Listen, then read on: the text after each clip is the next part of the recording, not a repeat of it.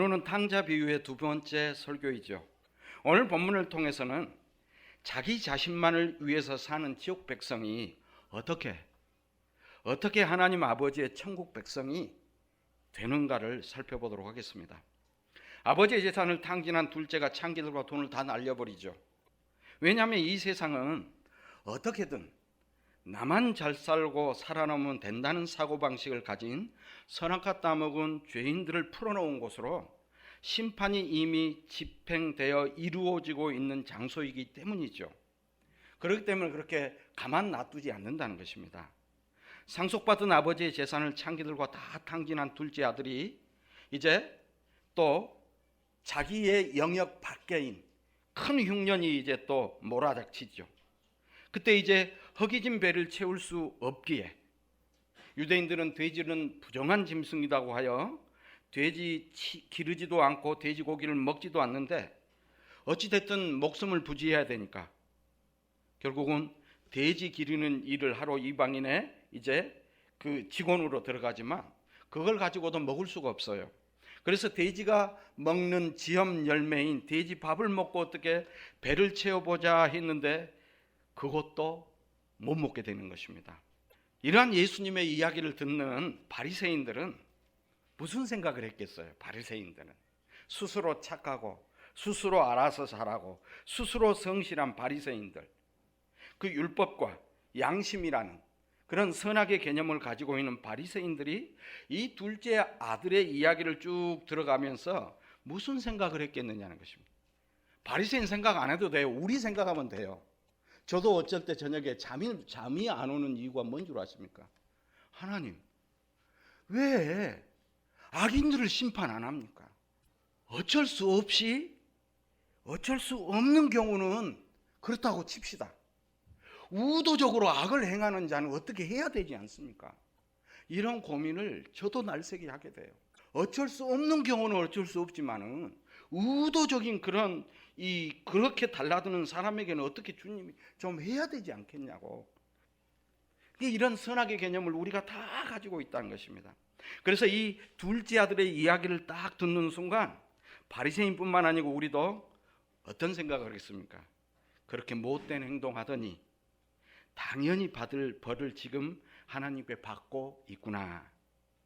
저런 자는 지금 당장이라도 지옥 보내버려야 돼. 이런 잘 되고 있구나. 그럴 줄 알았어. 이런 마음이 안 들겠습니까? 물론 둘째 아들 본인도 나 같은 것은 이런 벌을 받아도 싸다고 생각하며 더 이상 살 가치가 없는 하나님으로부터 버림받고 저주받은 자로서 지옥 갈 자 맞다고 그렇게 확신을 했을 것입니다. 왜냐하면 그도 바리새인과 마찬가지로 유대인 아닙니까? 하나님의 율법을 거울 삼아서 인간의 행위를 근거로 비추어서 구원받고 또 축복받는 것을 판단하는 그런 삶을 살고 있었기 때문에 그도 마찬가지라는 것입니다. 지금 바리새인들은 모든 인간을 대표하는 자로서 지금 하나님 앞에 서 있습니다. 반면 유대인이 아닌 자들은 무엇으로 거울을 삼아서 자기의 행위를 옳고 그름을 평가하고 이건 복받을 행위, 이건 벌받을 행위 그렇게 말하겠습니까? 양심입니다. 사람의 양심, 도덕과 윤리를 거울 삼아서 그 자신의 행위를 근거로 구원과 축복을 평가해낸다는 것입니다. 예수님이 인간의 행위를 안 따지고 예수 당신의 행위로 택한 자와 택함 받지 못한 자를 구분해버리죠. 이렇게 모든 인간들이 인간의 행위를 근거로 율법이나 양심을 도구로 사용하여 선과 악을 분리하는 것은 인간이 선악과를 따먹은 후에 스스로 하나님의 자리에 앉아서 스스로 심판을 하고 있는 모습이고, 그래서 스스로 더 가치 있는 존재라는 인정을 받기 위해서는 어떤 쪽으로 더 우리가 기울어져야겠어요?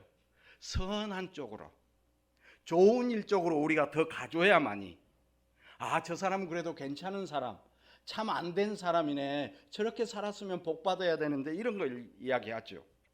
인간이 정한 기준을 가지고 악 쪽에서 선 쪽으로 가려고 하면서 스스로 괜찮은 사람이라는 그 평가를 받고 싶고, 자기들이 자신을 위해 우상처럼 믿는 그 신이 그렇게 행동하려고 노력하는 자기들에게 복을 줄 것으로 생각하고 모든 인간들이 그렇게 그 본성을 가지고 살고 있다는 것입니다. 이제 본문 16절을 통해서 그 둘째 아들의 상태를 한번 보겠습니다. 돼지가 먹는 주염 열매로 배를 채우고자 하되 주는 자가 없도다. 그때 이제 이 아들이 무슨 생각을 합니까? 17절입니다. 이에 스스로 돌이켜 이르되 내 아버지 집에는 양식이 풍족한 품꾼이 얼마나 많은가? 나는 여기서 줄여 죽는구나. 이에 스스로 돌이켜라는 그 말은 그가 돌이켰다는 것입니다. 여기서 돌이켰다는 말은 단순히 실패하고 극한 상황까지 처하게 되자 그때서야 제정신이 들어서 자기 죄를 깨닫게 되는 그런 말이 아닙니다. 여기서 돌이켰다는 말은 방향을 바꾸다는 말입니다. 방향을 바꾸다는 말은 우리가 알고 있는 회개하다는 뜻입니다. 회개라는 말은 이미 잃어버린 하나의 양과 잃어버린 하나의 동전에서 설명한 것처럼 자기 스스로의 힘으로 스스로의 잘못과 스스로의 실추를 뉘우치고 내 탓입니다 하고 내 잘못입니다 하고 이제 앞으로는 바르게 살겠습니다. 이제 착하게 살아보겠습니다. 이것은 반성이지 회개가 아니라고 그랬잖아요. 회개는 인간 중심, 이 세상 중심, 육적인 삶에서 주님 중심, 성령의 이끌림을 받은 영적인, 다시 말하면 땅에 속한 땅을 위해서 사는 삶에서 하늘에 속한 하늘을 바라보며 사는 완전히 방향이 동에서 서로 바뀐 게 아니고 땅에서 하늘로 바뀌는 그 인생의 목표가 바뀌는 방향이 바뀌는 것을 회개라고 말했죠. 그래서 회개는 주님의 십자가의 영인 성령이 찾아왔을 때만이 가능한 것이 회개라고 설명을 했습니다. 그래서 잃어버린 양도 주인이 찾았고 잃어버린 동정도 주인이 찾아낸 것입니다. 그런데 그 회개는 육에서 주님의 영으로 속한 그 관계 속으로 넘어오는 과정이기 때문에 반드시 무엇을 거쳐야 됩니까? 죽음을 거쳐야 됩니다. 죽음을 거치지 않고는 육에서 영으로 못 넘어갑니다. 그렇다면 오늘 본문에 둘째 아들은 성령께서 죽음을 통과시켰는가요? 통과시켰습니다. 그는 더 이상 살아있는 존재라고 스스로 생각하지 않습니다. 돼지 먹는 지연 열매도 모두 먹게 되자 살아도 사는 것이 아닌 이미 죽은 자나 마찬가지라는 것입니다. 죽은 자 같은 처지에 있기 때문에 스스로 아버지 집에 돌아가서 다시 한번 살아보겠다는 결단으로 아버지 집에 돌아간 거 아니에요. 이거 문자만 보고 있는 것입니다. 육신의 눈으로는 보이지 않지만 이런 양과 이런 동전에서 보여준 것처럼 성령께서 그를 찾아가셔서 이미 육신으로는 죽은 그를 주님의 생명으로 주님의 십자가의 피로 그 죄를 씻어서 그의 죽음 가운데 주님의 생명으로 살려놓은 것입니다. 그러면 그가 그 스스로 돌이킨 것이 아니고 오늘 본문에는 스스로 돌이켰다고 써져 있는데 제가 이 볼 때는 스스로를 빼야 맞을 것 같아요. 성령의 작업하심의 결과라는 걸 어떻게 알 수 있느냐? 그 증거 대봐라. 이렇게 저한테 말할 것이죠. 그것은 둘째 아들의 고백 속에 담겨 있습니다. 그 첫 번째는요, 자기를 품꾼의 하나로 써달라고 그러거든요. 나는 이제 아들도 아니다. 우리 아버지 집에는 음식을 마음대로 먹을 수 있는 종들이 많이 있다는 것입니다. 그래서 이제 나는 아들이 아니고 아버지 집에 종, 노예로 써달라고 해야겠다는 것입니다. 이제는 자기는 아들도 아니기 때문에 품꾼의 하나로 종으로 노예로 써달라고 부탁하겠다는 것이죠.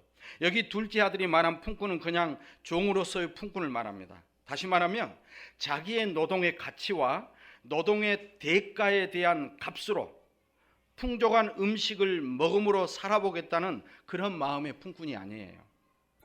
이제 내 생명은 내 것이 아니고 이미 나는 죽은 자이기 때문에 나를 살리든지 죽이든지 이제는 아버지의 소유로서 아버지의 마음대로 죽이기도 하시고 살리기도 하시고 그런 마음대로 생사여탈권을 쥐고 있는 그런 종이 되겠다는 것입니다. 나는 없는 자라는 것이죠. 다시 말하면 이전에는 자기 인생은 자기 것이고 하나밖에 없는 내 인생이기에 이 세상에서 멋지게 내 인생을 펼쳐서 이 세상의 사람 중에 최고의 행복을 누리며 살아보겠다고 아버지의 재산을 미리 상속받고 그 아버지가 있으면 귀찮으니까 아버지 곁을 떠나버린 거 아니겠습니까? 내 인생 내 거니까. 그리고 유산으로 줄 것도 자기 거니까. 그런데 나를 아들이 아닌 품꾼의 하나로 써달라고 하는 것은 자기는 이미 죽은 자나 마찬가지이기 때문에 아버지가 자기 생명을 마음대로 죽이든 살리든 하라는 것입니다. 그 상태의 품꾼을 이야기하고 있습니다. 여기서 우리가 생각해 봐야 할 점은 인간은 최악의 상황에 처하면 차라리 죽든지 아니면 살기 위해서 일시적으로 종이 되기도 하지만 오늘 이 둘째 아들처럼 그냥 평생 나는 당신이 마음대로 할 수 있는, 죽여도 좋고 내부쳐도 좋고 마음대로 할 수 있는 그런 종으로 영원히 살겠습니다. 평생 살겠습니다. 이런 자 봤습니까? 없습니다.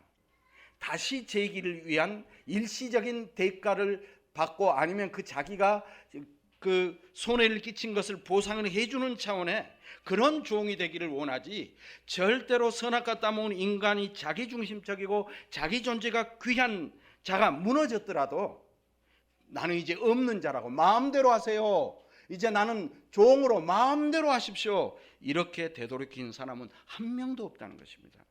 그러므로 이 둘째 아들의 돌이킴은 자기는 죽은 자라는 그런 상태로 평생 살겠다는 것이기 때문에 자기 스스로의 깨달음 가운데 돌이킨 것이 아니고 성령에 의한 돌이킴입니다. 두 번째예요. 이 둘째 아들이 하늘과 아버지께 죄를 지었다고 합니다. 내가 18절에 보면 내가 일어나 아버지께 가서 이르기를 아버지 내가 하늘과 아버지께 죄를 지었사오니, 여기 하늘은 하나님을 지칭하죠. 이 둘째 아들은 하나님과 아버지께 죄를 범했다고 고백해요. 단순히 아버지의 재산을 탕진한 그 자기의 행동에 대해서 윤리 도덕적으로 보니까 내가 죄를 지었구나 이런 말이 아니에요.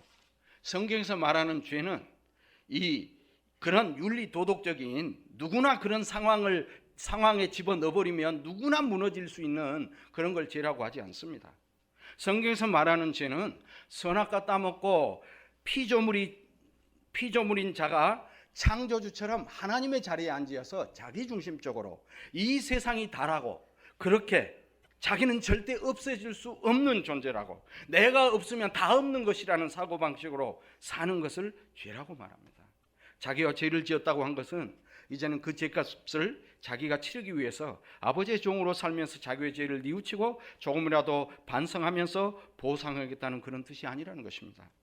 재산을 탕진하고 지업 열매도 못 먹고 하는 그 모든 사건들, 큰 흉년이 오고 모든 사건을 통해서 이 둘째 아들은 이제 스스로 깨닫는 게 성령이 찾아가면 무엇을 깨닫게 되는 거 아니에요? 자기 인생은 자기 것이 아니라는 거 압니다. 이 세상에서 내 중심적으로 세상의 힘인 돈을 많이 벌어서 내 이름을 드러내며 내 자랑을 하며 살아보겠다는 바로 그러한 것, 이것이 바로 선악과 따먹고 하나님 자리에 앉은 영원한 저주 가운데 지옥 백성으로 살 그런 상태라는 것을 깨닫게 된 것입니다. 이거의 죄라는 걸 알았다는 것이죠. 어떻게 해요? 성령 안에서. 자기중심적, 세상중심적 그런 삶을 추구하는 것은 선악과 따먹은 인간으로부터 자연스럽게 나올 수밖에 없는 본성이에요. 자기 스스로 이걸 어떻게 할 수도 없는 것, 본성입니다. 그걸 성령께서 보여주신 겁니다. 나라는 자는 원래 그럴 수밖에 없는, 이미 저주 가운데 영원한 지옥이라는 심판 가운데 있는 자로서 스스로의 노력이나 행동으로 빠져나올 수 없는 그런 죄인이 맞구나, 이걸 아는 것이죠. 이것을 아는 것, 성령 안에서 이것을 아는 것, 바로 이것이 하나님과 아버지께 죄를 지었다는 것입니다. 단지 하나님 아버지께 죄를 지었기 때문에 이제는 철저히 자기가 반성하고 죄를 깨달아 착하고 충성되게 열심히 살아보겠습니다, 이 말이 아니라는 것입니다. 이제 나는 없는 자입니다. 나는 죄 가운데 영원히 죽어야 할 자로서 오직 아버지의 종으로 나의 가치, 나의 자존심도 없는 그런 아버지의 마음대로 소유해서 아버지 마음대로 하는 종으로 받아주세요라는 것입니다. 살아있으나 자기에 대해서는 이미 죽은 자이고 아버지만 드러나는 그런 자로 써달라는 것입니다. 여기서 우리가 생각해 보아야 할 점은, 모르는 인간들이 세상에서 실패하면 하나님 아버지께 죄를 지었다고 둘째 아들처럼 고백하느냐는 것입니다. 만일 인간들도 둘째 아들처럼 그렇게 돌이킬 수 있다면, 둘째 아들이 돌아온 것은 성령의 작업이 아니고 스스로 돌아온 거예요. 근데 이 일반 사람들이든 예수 믿는 자들이든 자기 인생의 어떤 상황 속에 이제 자기는 죽을 것 같은 자기 한계를 느끼며 크고 작은 인생의 실패를 경험하면서 죽음의 공포와 두려움을 느낄 때 모두가 다 나는 하나님께 죄를 지었으니 이제는 나는 죽은 자여 오직 하나님의 도구로 마음대로 내 생명 당신의 소유로 사용해 주세요. 이렇게 고백하던가요? 성령이 아니고는 한 명도 없습니다. 그리고 고작 한다는 것은 내가 하나님께 죄를 지어서 이러이러한 잘못을 했습니다. 주님의 은혜와 기적으로 한 번만 살려주세요. 다시는 내가 그런 잘못하는 그런 삶을 살지 않겠습니다. 주님의 은혜와 사랑에 보답하는 삶을 내가 결탄코 살아서 주의 영광을 드러내겠습니다. 이런 수준 아닙니까 우리가?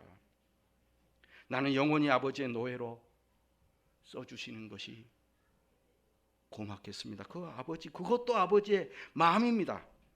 내가 청한다고 되는 게 아니라 그것도 아버지의 뜻에 의해서 될 줄 압니다.